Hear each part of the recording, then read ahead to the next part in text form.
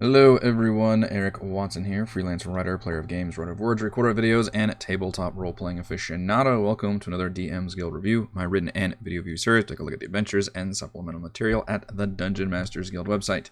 This video will be reviewing the mapping supplement Hexalege, designed by Fernando Salvaterra for Dungeons & Dragons 5th edition. A review copy has been provided for the purposes of this review. If you enjoy my content, consider using my affiliate links if you're online shopping, supporting me via patreon.com/Rogue Watson. What the heck is a hexalege? Well, if you've played a lot of board games or explored in a fantasy map, you would know that a lot of times the world is made up of little hexes, sometimes tiles that you reconfigure in a lot of board games, or it's just the way that hexes are organized, so you know like how much distance you travel versus a hex.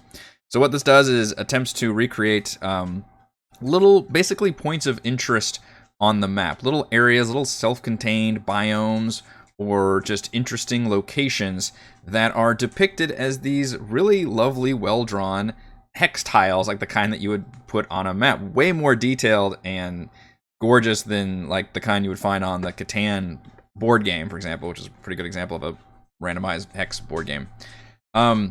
What it does is provide a lot of interesting tables. There's 12 of these, and this provides 3 D6 tables for a total of 36 randomized tables to help flush out all the details of these locations, which is awesome. On the flip side, all of those details are purely narrative based. They're all providing cool like sensory effects or maybe some cutscenes. Occasionally they'll mention, some kind of NPCs or hostile creatures or something, but the designer never actually compiles any kind of encounters or any like interactive features to where there aren't any like puzzles or traps or there's no damage being dealt. It's none of that. It's all purely done via story. So that's something you need to know at the top of this review, because I think it's still a very good product, and it fills a really great gap in what I haven't seen a lot of products do, which is kind of help DMs fill in their own world building with some interesting points of interest that are not meant to be full on. It's like it's something you encounter along the way to your real adventure. Now, some of these have interesting ideas to where you could, take that little story nugget and extrapolate that into a full-blown, side quest or even an adventure. And some of them might be worth doing for that, but because it lacks like definitive, like there's no like, hey, you stumble in a cave and there's 1d6 goblins in there, which I appreciate. That's not that simple. But on the other hand, I do wish we kind of had those actual encounter tables on here, because this is D&D. Like this, it's what we're doing is we're throwing encounters at players. We're giving them traps. We're giving them all this kind of stuff. Like, yes, it's occasionally good to just have these nice world building scenery effects on there. But I would have liked to have some encounters as well.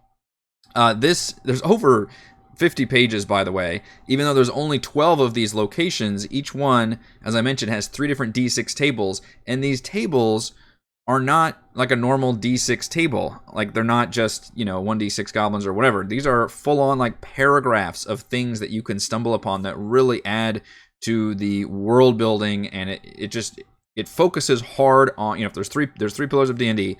There's the social role-playing aspect, there's combat, and then there's exploration. And this one focuses purely and solely on the exploration pillar of D&D.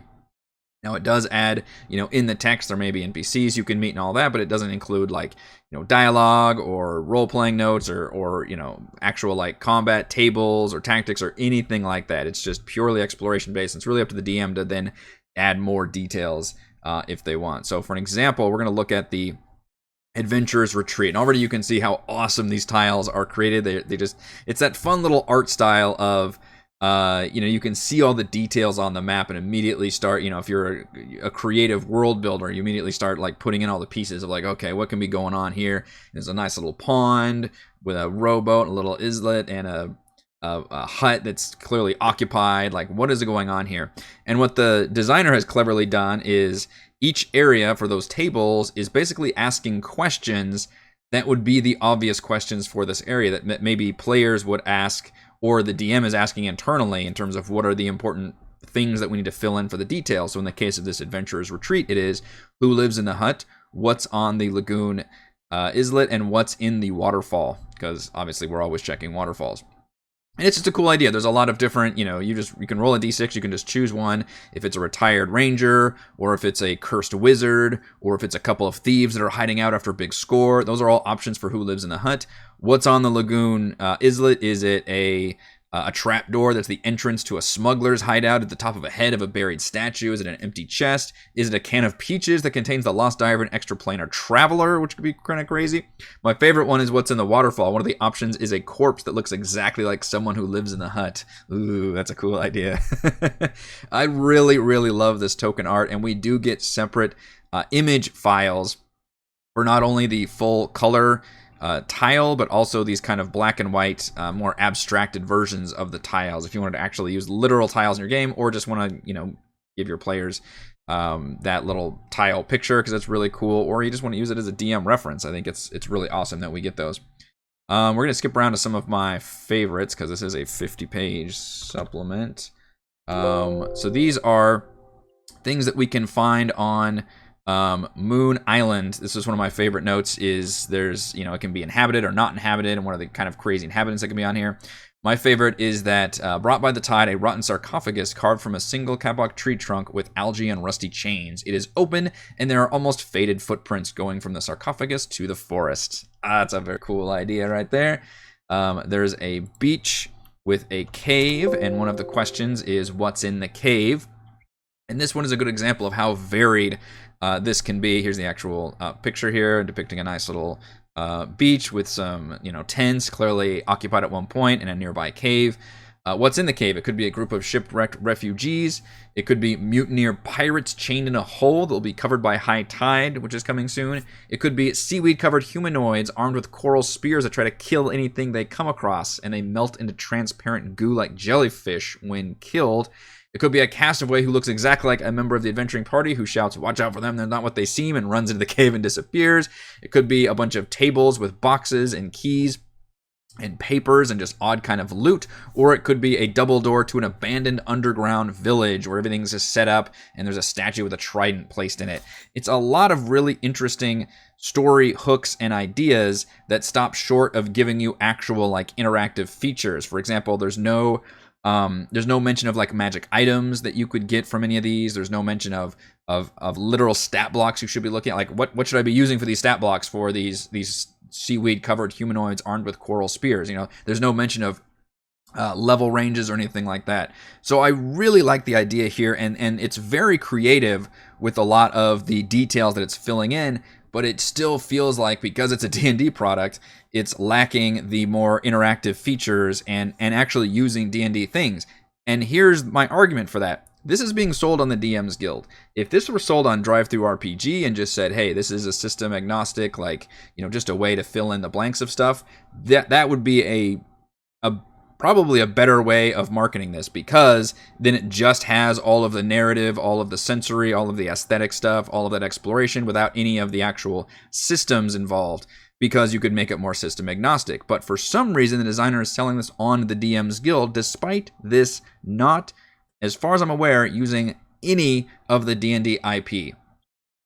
I could go off on a rant about how, you have to give and take with the DM's Guild. They take a lot of your profits because you get to use that toolbox. So every designer has to make that choice. Is do I give up, a larger share of sales, but I get to play around with beholders and, Baldur's Gate and all the people and all the things that are part of the D&D IP, versus this, which doesn't use any of that, which, it's not a negative trait for this thing. It's perfectly fine. None of these locations are Forgotten Realms locations. It doesn't use any monsters and like that. There's no reason for this to be on the DM's Guild, but because it's on the DM's Guild, I am judging it like a DM product. And because I'm judging it like a DM product, I find the lack of creature stat blocks, magic items, and those little additions to be lacking.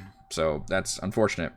Let's see, the 48, getting ignored the end, is a floating island with a fort and a forest and a dungeon and catacombs underneath. This one has a great collection of who inhabits the fort.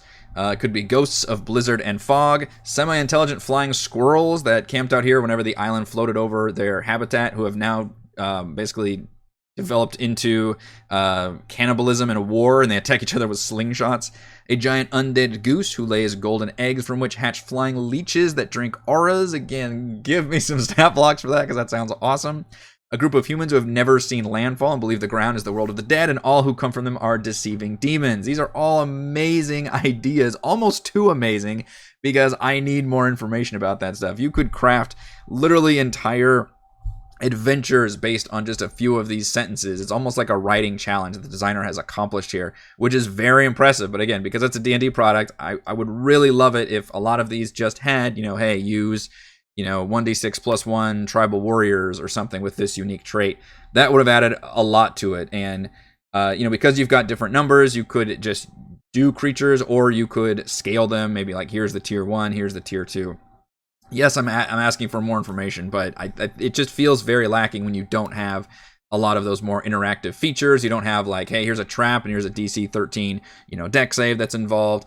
It's so aggressively system agnostic, and yet it's being sold on the DM's Guild, which is a D&D product. In terms of some of the narrative story, though, they go really above and beyond. I'm going to actually just quote an entire one from this Windbreak Mountain. This is a scene that can happen, which is right out of that Fantasia, Night on Bald Mountain. A procession of gigantic specters marches across the sky, descending towards the mountain with banners, trumpets, and pages throwing flower petals along the way. The procession stops, and an elven lady asks to be welcomed back from her journey around the world. I found nothing of real value in the world of the living mortals. Let me return, she says in a voice the size of the dunes. A huge door opens on a wall, and the procession enters. The door closes without leaving a trace of its existence. That's an entire amazing cutscene. That's just a random event that can occur in this area that's just, again, could springboard towards this entire concept of this mountain that holds a bunch of ghosts that come out. Like, what? That's awesome. Now, sometimes it gets a little bit too much. I don't know if it just what it is, but some of them feel a little bit too Mad Libs to me, or maybe the more modern reference would be Cards Against Humanity, where it feels like people are just kind of just playing cards to make random, like, non sequitur jokes about everything. So for an example, if I can find, so who inhabits the hexagonal tower in this Lookouts of Eternity tile? It could be a reclusive witch who lives naked with her musical cacti and 6 flying cats who travel through dreams of war to drink the blood of generals. What? That literally seems like a Mad Libs, or you've just got those, you're filling in the words with just random ass shit. That one is a little too much for me. And then I thought another example on page 39. This one is in the Swamp of the Lost Boot. One of the things can be that you find yourself in the middle of a field of farting zucchini, mushrooms with a shape that resembles zucchini. Careless movement can trigger loud spurts of spores that attack the nervous system and make their victims shit laughing until death.